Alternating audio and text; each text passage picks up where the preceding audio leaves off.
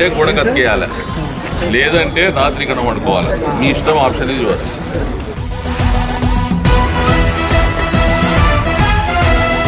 సాయంత్రం సమయంలో ఒక అరగంట ఒక దగ్గర మనం చేరి కనీసం మనకు పాత పెన్షన్ కావాలని గట్టిగా అడగలేని దుస్థితిలో, దౌర్భాగ్యంలో ఉంటే పాత పెన్షన్ ఏ సంఘమైనా నడుచుకుంటూ తెచ్చిస్తుందా?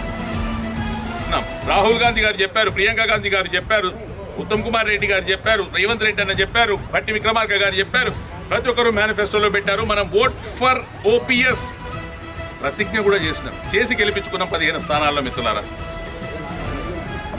కాబట్టి మనది మనకి ఇవ్వాలి. మనది మనకి ఇవ్వాలంటే మనం అడగాలి. అడగందే అమ్మాయినా పెట్టదు కదా. కనుక దయచేసి ఒకటి గుర్తించండి, ఈ రోజు మనం కాదనుకుంటే పరిస్థితి ఎంత దారుణంగా ఉందంటే సిపిఎస్ ఉద్యోగి ప్రభుత్వోద్యోగిగా పరిగణింపబడని పరిస్థితి ఏర్పడుతున్నది.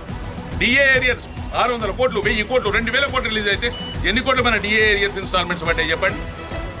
పడ్డాయి ఎవరికన్నా? మరి కానీ అడగలేం. మనం బిజీ, మన షెడ్యూల్ బిజీ.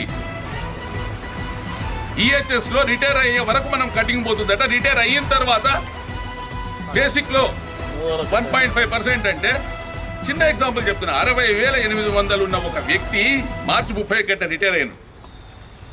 పాత పెన్షన్ విధానంలో 30,000 రూపాయలు వాళ్ళకి రావాలనుకుందాం సుమారుగా, కానీ ఇప్పుడు వస్తుంది 5,128 రూపాయలు. దాంట్లో బేసిక్లో 1.5 అనే వరకు 900 రూపాయలు కట్ అయితే మిగిలిన 4,000లో ఏం బతకాలి చెప్పండి? సిపిఎస్ ఇష్యూ వచ్చింది మాత్రం మర్చిపోండి. మిగిలేదు ఆపినా ఆగకుండా కట్లు తెంచుకొని పరిగెత్తాలి.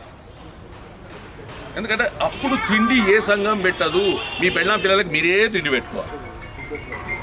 ఇస్తారా ఎవరైనా? నేను నిజంగా అంటున్నా, ఏ సంఘ బాధ్యునికి కూడా రిటైర్ అయిన తర్వాత పెన్షన్ సంఘం ఇయ్యదు. పొలిటికల్ లీడర్స్ మాత్రం ఎమ్మెల్యే రిటైర్ అయితే పెన్షన్ వస్తుంది. కాబట్టి దయచేసి ఆగస్టు 23 ప్రతి ఒక్కరూ హైదరాబాద్ చేరాలి.